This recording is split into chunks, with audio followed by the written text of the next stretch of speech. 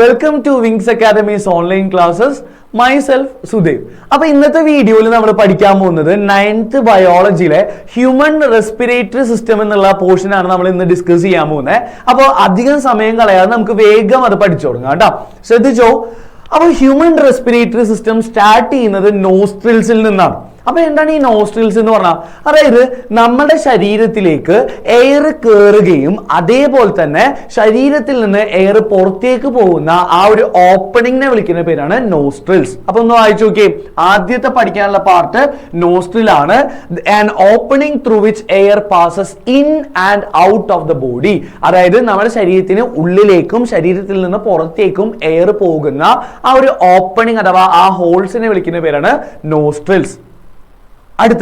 അടുത്തതാണ് nasal cavity.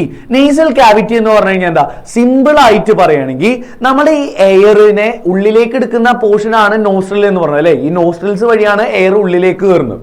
അപ്പൊ ഈ കയറുന്ന എയർ നേരെ പോകുന്നത് എവിടേക്കാ? നെയ്സൽ കാവിറ്റിയിലേക്കാണ്. അപ്പൊ എന്താ നെയ്സൽ കാവിറ്റി എന്ന് പറഞ്ഞു കഴിഞ്ഞാൽ? ശരിക്കും കാവിറ്റി എന്നുള്ളതിന്റെ അർത്ഥം അറ എന്നാണ്. അപ്പോൾ നമ്മുടെ ഈ വരുന്ന എയർ എത്തുന്ന ആ ഒരു ചേംബർ, അല്ലെങ്കിൽ ചേംബർ എന്ന് പറയാൻ പറ്റില്ല, ഒരു എന്താ പറയാ അറയാണ് അല്ലെങ്കിൽ കാവിറ്റി ആണ് ഇതെന്ന് പറയുന്നത് നെയ്സൽ കാവിറ്റി. സിമ്പിൾ ആയിട്ട് വേറൊരു കാര്യം പറയുകയാണെങ്കിൽ നമ്മുടെ നോസ്ട്രിൽസും ഫാരിങ്സിനെയും തമ്മിൽ കണക്ട് ചെയ്യുന്ന ഒരു കാവിറ്റി ആണ് നെയ്സൽ കാവിറ്റി. അപ്പൊ എന്താ ഈ ഫാരിങ്സ് എന്ന് പറയുന്ന ഭാഗം? ഇതാണ് നമ്മുടെ നോസ്ട്രിൽ. ഓക്കെ, ഇനി ഫാരിങ്സ് എന്ന് പറയുന്ന ഭാഗം, ഈ ഒരു ഭാഗമാണ് ഫാരിങ്സ്. അപ്പൊ ഈ നോസ്ട്രിൽസിനെയും ഫാരിങ്സിനെയും തമ്മിൽ കണക്ട് ചെയ്യുന്ന അതിന്റെ ഇടയിലുള്ള ഈ ഒരു ഭാഗമാണ് എന്തെന്ന് പറയുന്നത്?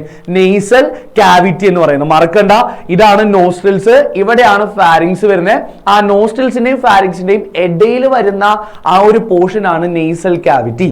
അപ്പം നോസ്ട്രിൽസ് വഴി എയർ ശരീരത്തിലേക്ക് കയറി ആ എയർ നേരെ നെയ്സൽ കാവിറ്റിയിലേക്ക് പോകുന്നു. ഓക്കെ, ഇനി അവിടുന്ന് അടുത്തതോ, നെയ്സൽ കാവിറ്റിയിൽ നിന്ന് നേരെ ആ എയർ പോകുന്നത് ട്രക്കിയ അഥവാ വിൻഡ് പൈപ്പിലേക്കാണ്. ഓക്കെ, അപ്പൊ ഇതാണ് ഈ പൈപ്പാണ് എന്തെന്ന് പറയുന്നത്? ഈ വിൻഡ് പൈപ്പ് അഥവാ ട്രക്കിയ എന്ന് പറയുന്നത് കേട്ടോ. ഇനി എന്താണ് ആ ട്രക്കിയുടെ പ്രത്യേകത? A long tube stretched by C shaped cartilaginous rings. അതായത് ശരിക്കും ട്രക്കിയ എന്ന് പറഞ്ഞാൽ, അപ്പൊ ഇതുവരെ ഉള്ളൊന്ന് റിഫ്രഷ് ചെയ്ത് നോക്കിയേ. നോസ്ട്രിൽസ്, അത് കഴിഞ്ഞുള്ളിൽ നെയ്സൽ കാവിറ്റി, അവിടുന്ന് നേരെ എയർ പോകുന്ന എവിടേക്കാണ്? ഒരു വിൻഡ് പൈപ്പ് അഥവാ ട്രക്കിയയിലേക്കാണ്. അപ്പൊ ട്രക്കിയ എന്ന് പറഞ്ഞു കഴിഞ്ഞാൽ അതൊരു ലോങ് പൈപ്പാണ്. ആ പൈപ്പിന്റെ പ്രത്യേകത എന്താണെന്ന് വെച്ച് കഴിഞ്ഞാൽ, ശ്രദ്ധിക്കുക, ആ പൈപ്പിന് ചുറ്റുമായിട്ട് എന്തുണ്ടാവും? കാർട്ടിലേജിനിയസ് ആയിട്ടുള്ള റിങ്സ് ഉണ്ടാവും. സി ഷേപ്പിലുള്ള കാർട്ടിലേജിനിയസ് റിങ്സ് ഉണ്ടാവും. എന്താണ് ഈ കാർട്ടിലേജിനിയസ് റിങ്സ്? കാർട്ടിലേജ് കൊണ്ട് ഉണ്ടാക്കിയിരിക്കുന്ന റിങ്സ്. കാർട്ടിലേജിനിയസ് റിങ്സ് എന്ന് പറഞ്ഞാൽ കാർട്ടിലേജ് കൊണ്ട് ഉണ്ടാക്കിയിരിക്കുന്ന റിങ്സ്. അതായത് കാർട്ടിലേജ് എന്ന് പറഞ്ഞാൽ സോഫ്റ്റ് ബോണുകളാണ്. ആ സോഫ്റ്റ് ബോൺസ് കൊണ്ട് ഉണ്ടാക്കിയിരിക്കുന്ന റിങ്സ് ഉണ്ടാവും. ഈ റിങ്ങുകളുടെ പ്രത്യേകത എന്താ? ഈ ട്യൂബിന് ചുറ്റും ഈ റിങ് ഉള്ളത് കൊണ്ട് എപ്പോഴും ഈ ട്യൂബ് തുറന്ന് മാത്രമേ ഇരിക്കുള്ളൂ. ഈ ട്യൂബ് ഒരിക്കലും എന്ത് ചെയ്യില്ല? അടഞ്ഞു പോകില്ല. അങ്ങനെ അടഞ്ഞു പോയാൽ എന്ത് പറ്റും? നമുക്ക് ശ്വാസം കിട്ടാതെ നമ്മൾ മരിച്ചു പോകും അല്ലെ. അപ്പൊ മറക്കണ്ട, എയർ ഇപ്പൊ എവിടെ വരെ എത്തി? ആദ്യം നോസ്ട്രിൽസ്, നെയ്സൽ കാവിറ്റി, അത് കഴിഞ്ഞ് ട്രക്കിയ. ട്രക്കിയുടെ പ്രത്യേകത നമ്മൾ പഠിച്ചു, അതൊരു ലോങ് ട്യൂബ് ആണ്. ആ ട്യൂബിന്റെ പ്രത്യേകത എന്താ? അതിന് ചുറ്റും കാർട്ടിലേജ് കൊണ്ട് ഉണ്ടാക്കിയ റിങ്സ് ഉണ്ടാവും. ഈ റിങ്സ് ഉള്ളതുകൊണ്ടുള്ള ഗുണം എന്താ? എപ്പോഴും ഈ പൈപ്പ് തുറന്ന് തന്നെ ഇരിക്കും. കാരണം ഈ റിങ് ഇങ്ങനെ നിൽക്കണ കാരണം എപ്പോഴും പൈപ്പ് എന്ത് ചെയ്തുകൊണ്ടിരിക്കും? തുറന്നു തന്നെ ഇരിക്കും. അല്ലാന്നുണ്ടെങ്കിൽ അത് അടഞ്ഞു പോയാൽ എന്ത് പറ്റും? ശ്വാസം മുട്ടും അല്ലെ. ഇനി ബ്രോങ്കസ് എന്ന് പറഞ്ഞാൽ എന്താ? നമ്മളിപ്പോ പറഞ്ഞില്ലേ, ട്രക്കിയ എന്ന് പറഞ്ഞു കഴിഞ്ഞാൽ ഇങ്ങനെ ഒരു ലോങ് ട്യൂബ് ആണ് ട്രക്കിയ എന്ന് പറയുന്നത്.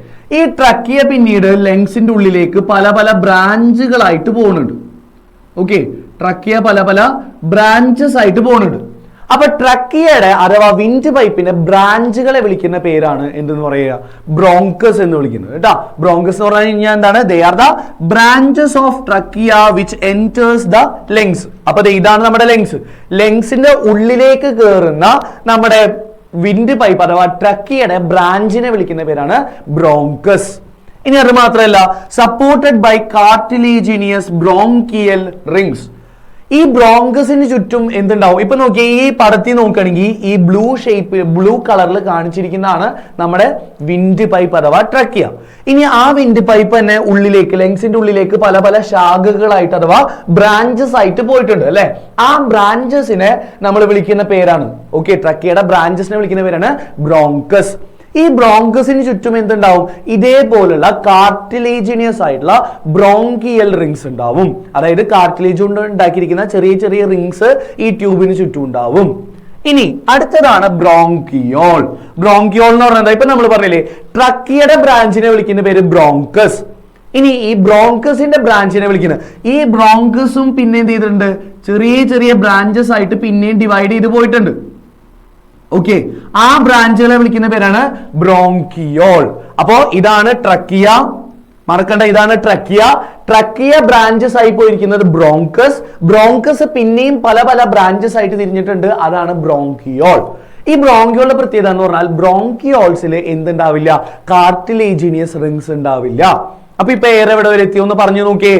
ആദ്യം നോസ്ട്രിൽസ്, നോസ്ട്രിൽസിൽ നിന്ന് നെയ്സൽ കാവിറ്റി, നെയ്സൽ കാവിറ്റിയിൽ നിന്ന് ട്രക്കിയ, ട്രക്കിയയിൽ നിന്ന് ബ്രാഞ്ച് ചെയ്ത് ബ്രോങ്കസ്, ബ്രോങ്കസിൽ നിന്ന് ബ്രാഞ്ച് ചെയ്ത് ബ്രോങ്കിയോൾസിലേക്ക് എത്തി. ഇനി അടുത്ത കാര്യം, അപ്പൊ നോക്കിയേ, the terminal branches of bronchi that open into alveoli. അത് മാത്രമല്ല വേറൊരു കാര്യം കൂടിയും, ഈ ബ്രോങ്കസിന്റെ ബ്രാഞ്ച് ആണ് ബ്രോങ്കിയോൾ. അത് മാത്രമല്ല ഈ ബ്രോങ്കിയോൾ നേരെ തുറന്നിരിക്കുന്നത് ആൽവിയോളയിലേക്കാണ്. എന്തിലേക്കാണ്? ആൽവിയോളൈ. ആ ആൽവിയോളൈ ആണ് ഇവിടെ എന്ത് ചെയ്തിരിക്കുന്നത്? ഇവിടെ ഈ പിക്ചറിൽ കാണിച്ചിരിക്കുന്നത്. അപ്പൊ എന്താണ് ആൽവിയോളൈ എന്ന് പഠിക്കാം നമുക്ക്. ശരിക്കും ആൽവിയോളൈ എന്ന് പറഞ്ഞു കഴിഞ്ഞാൽ it is an air sac. Okay, air sac and elastic in nature, seen at the tip of bronchiole. ഈ ബ്രോങ്കിയോളിന്റെ അറ്റത്തായിട്ട് കാണുന്ന എയർ സാക്കിനെ വിളിക്കുന്ന പേരാണ്, ഈ ബ്രോങ്കിയോളിന്റെ അറ്റത്തായിട്ട് കാണുന്ന എയർ സാക്ക്, ഒരു സഞ്ചി പോലത്തെ ഇലാസ്റ്റിക് ആയിട്ടുള്ള ഒരു സ്ട്രക്ചർ ആണ് ആൽവിയോളൈ എന്ന് പറയുന്നത്. ഓക്കെ, കാരണം ഈ വരുന്ന എയർ മൊത്തം നേരെ എവിടൊക്കെ ചെല്ലുന്നത്? ഈ ബ്രോങ്കസ് വഴി, ബ്രോങ്കിയോൾസ് വഴി നേരെ പോകുന്നത് ആൽവിയോളയിലേക്കാണ്. ഓക്കെ, അത് മാത്രമല്ല ഈ ആൽവിയോളയ്ക്ക് ചുറ്റുമായിട്ട് ഒരുപാട് കാപ്പിലറി, ബ്ലഡ് കാപ്പിലറീസ് ഉണ്ടാവും. ഓക്കെ, കാരണം ബ്ലഡിലൂടെയാണ് എന്ത് ചെയ്യുന്നത്? കാർബൺ ഡൈ ഓക്സൈഡ് ആയാലും ഓക്സിജൻ ആയാലും ഒക്കെ ട്രാൻസ്പോർട്ട് ചെയ്യുന്നത് അല്ലേ. അപ്പോ ഈ ആൽവിയോളയ്ക്ക് ചുറ്റുമായിട്ട് എന്തുണ്ടാവും? ഒരുപാട് ബ്ലഡ് കാപ്പിലറീസ് ഉണ്ടാകും. ഓക്കെ, അപ്പൊ ഇത്രയും കാര്യങ്ങളൊക്കെ ഒന്ന് ആലോചിച്ച് നോക്കിയേ. ആദ്യം നമ്മൾ പഠിച്ചത് നോസ്ട്രിൽസ്. നോസ്ട്രിൽസ് എന്ന് പറഞ്ഞാൽ അതൊരു ഓപ്പണിംഗ് അഥവാ ഹോൾ ആണ്. ആ ഹോളിൽ കൂടെയാണ് എയർ ബോഡിയിലേക്ക് ഉള്ളിലേക്ക് കയറുന്നതും പുറത്തേക്ക് പോകുന്നതും. ഈ നോസ്ട്രിൽസ് കഴിഞ്ഞാൽ നേരെ അടുത്ത ഭാഗം ഏതാ? Nasal cavity. നെയ്സൽ കാവിറ്റി എന്ന് പറഞ്ഞാൽ എന്താ? നോസ്ട്രിൽസിനെയും ഫാരിങ്സിനെയും തമ്മിൽ കണക്ട് ചെയ്യുന്ന ആ ഒരു കാവിറ്റിയാണ് നെയ്സൽ കാവിറ്റി. അത് മാത്രമല്ല അത് കഴിഞ്ഞ അടുത്ത പഠിച്ച ഏതാ? ട്രക്കിയ അഥവാ വിൻഡ് പൈപ്പ്. അതൊരു ലോങ് പൈപ്പാണ്.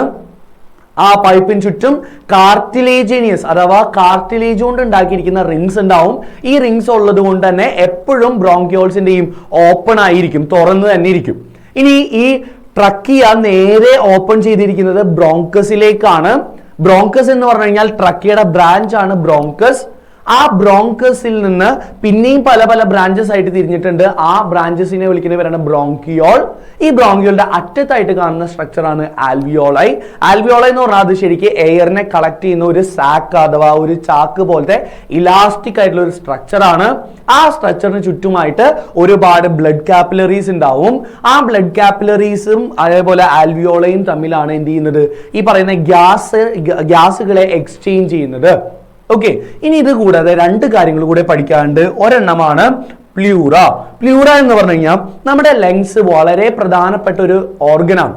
അപ്പൊ ഈ ലങ്സിനെ പ്രൊട്ടക്ട് ചെയ്യാനുള്ള ഡബിൾ ലെയേർഡ് ആയിട്ടുള്ള 2 ലേയേഴ്സ് ഉള്ള ഒരു മെംബ്രെയിൻ അഥവാ ഒരു പാട, നമുക്ക് മനസ്സിലാവുന്ന ഭാഷ പറയണമെങ്കിൽ ഒരു പാട അഥവാ ഒരു മെംബ്രെയിൻ, ഒരു കവറിങ്. ഓക്കെ, അതാണ് പ്ലൂറ. ഡബിൾ ലെയേർഡ് 2 ലേയേഴ്സ് ഉള്ള ഒരു കവറിംഗ് ആണ്, ലങ്സിന് ചുറ്റുള്ള ഒരു കവറിംഗ് ആണ് ഈ പറയുന്ന പ്ലൂറ. അത് മാത്രമല്ല ഈ 2 ലേയേഴ്സിന്റെയും ഇടയിലായിട്ട് ഒരു ഫ്ലൂയിഡ് ഉണ്ടാവും. ഓക്കെ, ഒരു ഫ്ലൂയിഡ് ഉണ്ടാവും. ആ ഫ്ലൂയിഡിനെ വിളിക്കുന്ന പേരാണ് പ്ലൂറൽ ഫ്ലൂയിഡ്. എന്തിനു വേണ്ടിയിട്ടാണ് ഈ ഫ്ലൂയിഡ്? നമ്മൾ പറഞ്ഞു ലങ്സിനെ പ്രൊട്ടക്ട് ചെയ്യാൻ വേണ്ടിയിട്ടാണ് അതിന് ചുറ്റും ഈ 2 ലേയേഴ്സ് ഉള്ള പ്ലൂറൽ മെംബ്രെയിൻ എന്ന് പറയുന്നത്. ആ മെംബ്രെയിന്റെ ഇടയിലായിട്ട് എന്തുണ്ടാവും? ഒരു ഫ്ലൂയിഡ് ഉണ്ടാവും. എന്തിനു വേണ്ടിയിട്ടാണ് ഫ്ലൂയിഡ്? കാരണം ഫ്രിക്ഷൻ കുറയ്ക്കാൻ, അതായത് ഒരച്ചിൽ കുറയ്ക്കാൻ വേണ്ടി അഥവാ ഫ്രിക്ഷൻ കുറയ്ക്കാൻ വേണ്ടിയിട്ടാണ്. നമ്മളിപ്പോ എക്സാമ്പിൾ പറയുന്നത്, നമ്മളിപ്പോ സൈക്കിളിന്റെ ചെയിൻ്റെ ഇടയിലൊക്കെ ഗ്രീസ് ഇടൂല, എന്തിനു വേണ്ടിയിട്ടാ? ഫ്രിക്ഷൻ കുറയ്ക്കാൻ വേണ്ടിയിട്ട് അല്ലെ. അതേപോലെ ലങ്സിന് ചുറ്റുള്ള ഈ 2 ലേയേഴ്സ് തമ്മിലുള്ള ഫ്രിക്ഷൻ കുറയ്ക്കാൻ വേണ്ടിയിട്ട് അതിന്റെ ഇടയിൽ എന്തുണ്ടാവും? ഈ പറയുന്ന ഫ്ലൂയിഡ്, പ്ലൂറൽ ഫ്ലൂയിഡ് ഉണ്ടാവും. ഓക്കെ, ഇനി അത് കഴിഞ്ഞാൽ അടുത്തൊരു കാര്യം കൂടി പഠിക്കാനുള്ളത് ഡയഫ്രം ആണ്. ഡയഫ്രം എന്ന് പറഞ്ഞാൽ എന്താ?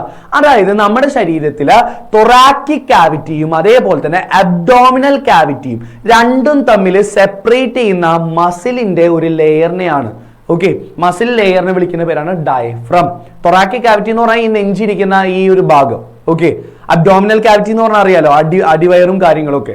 അപ്പോ തൊറാക്കിക് കാവിറ്റിയും അബ്ഡോമിനൽ കാവിറ്റിനെയും തമ്മിൽ സെപ്പറേറ്റ് ചെയ്യുന്ന ഒരു വാൾ ഓഫ് മസിൽസിനെ വിളിക്കുന്ന പേരാണ് ഡയഫ്രം.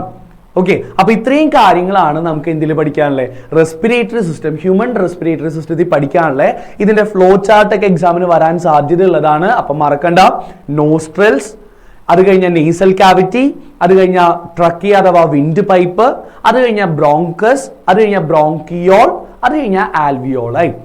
ഓക്കെ, അപ്പൊ എയർ പോകുന്ന ആ ഒരു പാത്താണ്, അത് ആ ഒരു വഴിയാണ് ഞാൻ പറഞ്ഞു തന്നെ. അതുകൂടെ ഒന്ന് ഓർത്ത് വെക്കുക. ജസ്റ്റ് ഈ പിക്ചർ നോക്കുക. ഇത് അങ്ങനെ അധികം ഇതെന്ത് വന്നിട്ടില്ല, അധികം നമുക്ക് ഈ ഒരു ഡയഗ്രം തന്നിട്ട് അത് ലാബിൽ ചെയ്യാൻ വന്നിട്ടില്ല. എന്നാൽ പോലും ഇതിൽ നിന്നുള്ള ചോദ്യങ്ങൾ എക്സാമിന് ഉണ്ടാവാറുണ്ട്. അപ്പൊ അതുകൊണ്ട് നന്നായിട്ട് ശ്രദ്ധിച്ചിരുന്ന് പഠിക്കുക. നെക്സ്റ്റ് വീഡിയോയിൽ കാണാം. So thank you.